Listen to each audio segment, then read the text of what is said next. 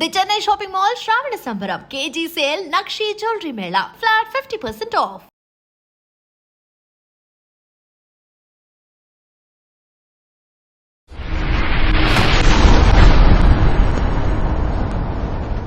చిన్నప్పుడు మీకు ఎవరైనా పురాణ గాథలు పెద్దవాళ్ళు కథలు చెప్తుంటారు ఇంట్లో మిమ్మల్ని నిద్రపుచ్చుతో చెప్పడం ఇంట్లో అమ్మమ్మ కానీ నాయనమ్మ గారి అట్లా అలా ఆంట్స్ కానీ ఏమైనా చేశారా లేక మీరు మై గ్రాండ్ మదర్ ఇందాక చెప్పాను కదా ఏదో ఎపిసోడ్లో రామాయణం గురించి keep on telling me. Ramayanam గురించి చెప్పేవారు, రామకోట రాసేవారని చెప్పారు. ఆవిడ చెప్పేవారు రామాయణం గురించి. రామాయణం కథ ఆవిడ దగ్గర విన్నారు. విని ఎందుకు నేర్చుకోకూడదో తెలుసుకున్నాను. దశావతారాలు 10 ఉన్నాయి. 11వది ఉంటే ఎవరు అవుతారు? 11దా? సపోజ్ దశావతారాల తర్వాత ఇంకొక అవతారం ఉంటే ఎలా ఉంటుంది అనుకుంటున్నారు? Maybe NTR the human being. NT రామావతారం అవుతుందా? నాకు అందరి దేవుళ్ళ కన్నా ఎక్కువ ఎన్టీఆర్ కనెక్ట్ అయ్యాను. ఆయన చేసిన మూలానో వాట్ ఎవర్ మూల, even as a political person. As a politician, as a human being? Yeah, as a human being, I felt that he has far more better qualities than Rama and Krishna, original Rama and Krishna. Like for example? Everything. Like the way he speaks or the way he comes across, whatever it is. పురాణాలు కేవలం ఇది role models అంత hype లేకపోతే కేవలం కథల్ని వాస్తవాలుగా చూడగలిగితే వాటికి తావు ఉందని మీరు అనుకుంటున్నారు? అలాంటి స్టోరీస్ పురాణాలకి దేవుడు కనెక్షను లేకపోతే ఏమంటారు దాన్ని, ఒక లార్జర్ దెన్ లైఫ్ ఆస్పెక్ట్, ఒక దైవత్వం లేని ఆస్పెక్ట్లో కేవలం కథలుగా వస్తే నాకు తెలిసి బి గ్రేడ్ సినిమా ప్రొడ్యూసర్ కూడా దాన్ని యాక్సెప్ట్ చేయడు. అంత లాజిక్ లేని అబ్సల్యూట్ క్లారిటీ లేని కథలని. ఇప్పుడు ఫర్ ఎగ్జాంపుల్ ఎపిసోడ్ చూసిన తర్వాత విశ్వ హిందూ పరిషత్ వాళ్ళు వచ్చి మీ మీద దండయాత్రకు వచ్చి మిమ్మల్ని మీతో ఒక డిబేట్కి రెడీ అంటే మీరు రెడీయా? ఇప్పుడు విశ్వ హిందూ పరిషత్ ఎవరు నాకు తెలియదు. ఫస్ట్ ఆఫ్ ఆల్ నా పాయింట్ ఎవరైనా కానీ, ఇప్పుడు నేను ఇందాక ఒక చెప్పాను, నేను I don't claim to be an expert on Ramayanam. నేను ఒక మామూలుడికి ఆ పురాణాల గురించి ఎంత తెలుసు నాకు అంతే తెలుసు. దాని గురించి నేను మాట్లాడతాను. అప్పుడు దానికి ఎక్స్ప్లెనేషన్ చేస్తా. నీకు అర్థం అవ్వంది ఏంటంటే, శివుడు తన కొడుకుని ఎందుకు చంపాడు, తల నరికి ఏనుగు తల ఎందుకు పెట్టాడు, తన కొడుకు తల ఎందుకు పెట్టలేకపోయాడు అనే దానికి ఎక్స్ప్లెనేషన్ నాకు ఇస్తే I will very happily listen. I will be very glad. I might go and join Hindu Parishad. Join అవుతా. నాకు సాటిస్ఫాక్టరీ ఆన్సర్ ఇస్తాయి. సేమ్ థింగ్, అయోధ్యను వదిలేసి ఉట్టి ఎవరో ఒక పాతకి కైకేకి ఇచ్చిన వాటికి రాముడిని పంపేసి అంత ఇర్రెస్పాన్సిబిలిటీతో ఒక కింగ్ ఉంటే దాన్ని అది కరెక్టే తను చేసిన ఎక్స్ప్లెనేషన్ ఇస్తే నేను బిహెచ్పిలో చేస్తాను. కృష్ణుడు most intriguing character, most interesting character for you. స్త్రీ క్యారెక్టర్స్లో who is the most interesting character for you in the Puranas? I really doubt any స్త్రీ character has ever been given importance. Always under the feudalistic as సొసైటీలో రాసిన book కాబట్టి they're always relegated to the background.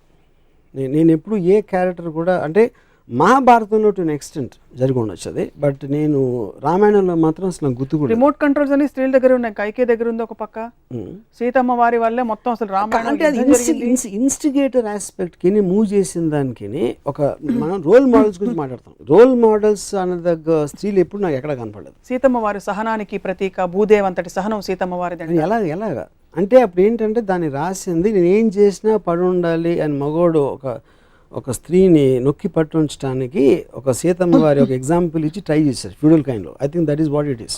So it's not relevant now. It is not relevant. It should not be relevant. What should she have? ఇప్పుడు నాకు ఒక normal average Indian house wife she behaves like Sita. I think it is slavery. It is slavery. ఏం చేస్తున్నట్టు ఇప్పుడు modern Ramayanam జరుగుతుంది, తను ఊరుకోదు ఇలా చేస్తే. ఎవరైనా ఎత్తుకుపోయారు. ఇప్పుడు ఏ స్త్రీ అయినా వచ్చేసి అడవికి వెళ్ళిపోతే అని భార్య మీరు వెళ్ళిపోతే నేను వచ్చేస్తాను వెనకాలంటదా? ఎందుకు మీరు అడగాలని ప్రవోక్ చేస్తుంది కదా ఎవరైనా. అంటే అప్పుడు ప్రవోక్ చేయకపోతే పతివ్రత కదా. ఏ ఇంట్లో కూడా మన కుటుంబం మనది మనం చూసుకోవాలి ఎవరైనా సరే అనేది ఒక థర్డ్ అబ్జర్వేషన్ ఇవ్వటం అనేది ఏ భార్యకైనా తన రెస్పాన్సిబిలిటీ. అంతేగాని భర్త ఎవరిదో మాట ఇనేసాడని తను వెనక నోరు మూసుకుని వెళ్ళిపోయి ఒక బొమ్మలా ఉంటే there is no personality in that person. అది మోడర్న్ ఇప్పటి రోజుల్లో వాట్ ఎవర్. కానీ అక్కడి నుంచి మనం ఇక్కడికి వచ్చాం కదా రోల్ మోడల్. ఎందుకంటే with time and with we understood it is wrong. So in brief these characters from the Puranas are not relevant in these days and even they don't even make great stories. They were never relevant. అదేదో books లో మనం మాట్లాడి భజన చేసుకోవడానికి ఉంటుంది. Practically you cannot apply and they never applied also. ఏ స్త్రీ కూడా సీతను రోల్ మోడల్గా తీసుకోలేదు. 100% ఐఎమ్ షూర్. సీతని పూజించవచ్చు బ్లైండ్గా, ఏం అర్థం చేసుకోకుండా. కానీ ఇంటికి వచ్చి సీతలా ఉండడం మాత్రం జరగదు. సీతమ్మ వారిని రాముడితో పాటు రాముడి పత్నిగా పూజిస్తారు, విడిగా ఎవరు పూజించారు. ఫస్ట్ ఆఫ్ ఆల్ మీరు అన్నది రైటే. సో ఎనీ అదర్ క్యారెక్టర్ మహాభారతంలో ఎవరు మీకు అసలు nothing comes to my mind. Nothing comes to your mind. So it was always a male dominated. Yeah, because it is written in feudalist times. Yeah, which is not relevant in democracy. నిజంగానే అవతార పురుషులు అంటారు, అవతార స్త్రీలను ఎందుకు అనరు? అది point. So what would you like to tell our viewers Varma garu about ఇప్పుడు ఇంత డిస్కషన్ అంటే ఇది directly connected to life. See, this is all related again to God or anything super aspect. So I don't think the answer will be very different. నా point ఏంటంటే మీకు చదివారు, మీకు ఆనందం వస్తుంది, మంచి మ్యూజిక్ పీస్ అన్నారు, దాంట్లో ఏమైనా అర్థం చేసుకోవాల్సిన అవసరం లేదు. ఆ తర్వాత రాములు వారు ఇలా వెళ్ళారు, రాములు వారు భద్రాచలం వెళ్ళారు అని వినటానికి మీకు బాగుంటే that is your call.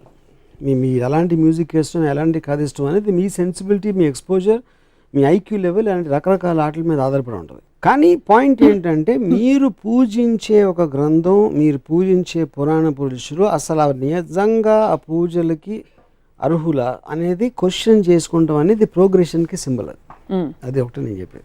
Progression అన్నారు కాబట్టి ఈ క్వశ్చన్ అడుగుతున్నాను. అప్పట్లోనే పురాణాల్లో progressive thoughts, for example homosexuality లాంటి కొన్ని బలమైన ఇప్పుడు ఇంకా వివాదాస్పదం అవుతున్న కొన్ని అంశాలు అప్పుడే ప్రస్తావించారు. అప్పుడు ప్రోగ్రెసివ్ టైమ్స్ కాదంటారు. అయితే ఇప్పుడు అది ప్రస్తావించి తర్వాత వెనక్కి ఎందుకు వచ్చామన్నా, పుష్పక విమానం కట్టేసి ఎయిరిండియాకి వచ్చి అప్పుడు అది చెప్పి ఇప్పుడు కూడా సెక్షువల్ రిప్రెషన్ పెట్టి అప్పుడు అక్కడ ఏదో మనం టెలిస్కోప్ దిక్సూచి ఉంది అని చెప్పి ఇటలీ అమెరికా కనిపెట్టిన 40 సంవత్సరాలకి మన దేశానికి వచ్చి అక్కడ కనిపెట్టి అక్కడ ఎందుకు ఆపేసి, ఎందుకంటే మనం కనిపెట్టలే, ఇది అదేమీ లేదు, అది ఎవరో రాసుకున్నారు. ఆ పర్టికులర్ రాసిన అతను తనకి గే ఫీలింగ్స్ ఉంటే తను రాసేసి ఉంటాడు. But that doesn't mean it is representative of the society. Latest tweet ఏంటి latest tweet on Ramayanam or Mahabharatam కాన్సెప్ట్లో వినాయక చవితి వచ్చినప్పుడు నేను ఒక సిరీస్ ఆఫ్ ట్వీట్స్ చేశాను. ఏమన్నాను, ఐసిస్, అల్ ఖైదా లాంటి ఒక విపరీత టెర్రరిస్ట్ ఆర్గనైజేషన్లు చేసే ఘోరాల తర్వాత అంతకు మించిన ఘోరం నేను విన్నది, ఒక తండ్రి తన ఇంట్లోకి రానియట్లేదని ఒక కొడుకు తల నరికేశాడు అని నేను పెట్టిన ట్వీట్. ఒకవేళ తన కొడుకు తల నరికి తర్వాత ఏంటి విషయం తెలిసి తన కొడుకే అని తనకి తెలిసి దారేపో ఏనుగు తల నరికేసి ఏనుగు తల పెట్టేశాడు. ఏనుగు తల పెట్టి మనిషి మీద పెట్టే శక్తి ఉన్నప్పుడు తన కొడుకు తలే పెట్టచ్చు కదా, మళ్ళీ ఏనుగు తల ఎందుకు అనేది ఒక ట్వీట్ పెట్టాను. నాకు గణపతి కథ అలా చెప్పారు. ఫస్ట్ శివుడు అనే దేవుడికి తన కొడుకు తనే తెలియదా ఒకటి, అది పక్కన పెడదాం. ఒక చిన్న పిల్లడు లోపలికి రావద్దు అన్నాడు, కానీ అటాక్ కూడా చేయలేదు. నన్ను రావద్దు అంటావురా అని తల నరికేస్తే నాకు తెలిసి తాలిబాన్ కూడా చేయలేదు, కానీ మన దేవుడు చేశారు. దాని తర్వాత ఏనుగుని చంపితే ఇప్పుడు WWF అంత గోల్ చేస్తారు, మేము సినిమాలో కుక్కను పెడితే సెన్సార్ వాళ్ళు కుక్కర్ని ఏమన్నా చేశారా అని అడుగుతారు. ఏమి అన్నం పోయిన తెలియ ఏనుగుని చంపేసి దాని తలను పెట్టారు. ఆ తల ఎందుకు పెట్టాలి, అదో క్వశ్చన్. దాని మీద బాంబేలో ఒక శివసేన ఇలాంటి ఎంఎస్ గ్రూప్ వాళ్ళు ఇలాంటి ట్వీట్లు పెడతాంటే గణపతి అనేది చాలా పెద్ద బాంబేలో. అంటే దాంట్లో ఒక లీడరు ఇప్పుడు మనం గొడవ చేస్తే దీని గురించి దాంట్లో లాజిక్ అంతా బయటికి లాగుతారో తనకే పబ్లిసిటీ వస్తుంది, వదిలేయండి అని చెప్పాడు. సో నా పాయింట్ ఏంటంటే అది ఇప్పుడు మనం బ్లైండ్గా ఫాలో అవ్వటానికి ఒక దేవుడికి ఉన్న క్వాలిటీస్, ఆ దేవుడికి ఉన్న ఆ పర్టిక్యులర్ పురాణ పురుషుడికి ఉన్న క్వాలిటీస్ అనేది మనకు చాలా ఇంపార్టెంట్ స్టడీ చేయడం. నేను బ్లాటెంట్గా ఇలాంటి ఆస్పెక్ట్స్ ఉన్నప్పుడు దాన్ని క్వశ్చన్ చేయకుండా కేవలం దేవుడు చేశాడు కాబట్టి వదిలేసాం, తాలిబాన్ చేస్తే, అల్ ఖైదా చేస్తే వాళ్ళని రాక్షసులు అంటాం. ఇది ఒక ఎగ్జాంపుల్. రెండో ఎగ్జాంపుల్, రాముడు వనవాసానికి వెళ్ళిపోయాడు, సీతమ్మ, లక్ష్మణుడు ముగ్గురు వెళ్ళిపోయారు. 14 సంవత్సరాలకి సరిపడా వాళ్ళకి బట్టలు ఆభరణాలు ఇచ్చారు. అవి ఎవరు మోసారని ఒక ట్వీట్ పెట్టారు. రాముడు మోసాడు, సీత మోయదు అంటే లక్ష్మణుడు మోసాడా? ఒకవేళ ఇవ్వకపోతే అవే బట్టలతో 14 సంవత్సరాలు ఉన్నారా? లేకపోతే అడవిలో వేరే బట్టలు ఎక్కడ కొనుక్కున్నారు? లేకపోతే ఆకులను కట్టుకున్నారు? ఇలాంటివి ట్వీట్ చేశారు. అదేంటి, నాకు కించపరచడం కాదు, దాని గురించి జోక్ చేయడం కాదు. ఇలాంటి ఫండమెంటల్ ఎలిమెంట్స్ గురించి నేను సినిమా తీస్తే 1,00,000 రకాల రివ్యూలు రాస్తారు. రామాయణ మహాభారతంలో నేను తీసే అతి చెత్త సినిమాలు కానీ ఎక్కువ లొసుగులు ఉన్నాయని నా ఫీలింగ్. వాటికి ఎవరు ఇంత పూజిస్తారు కానీ రివ్యూస్ రాయరు. నా సినిమాలు ఏమో చూడరు, ఫ్లాప్ చేయిస్తారు.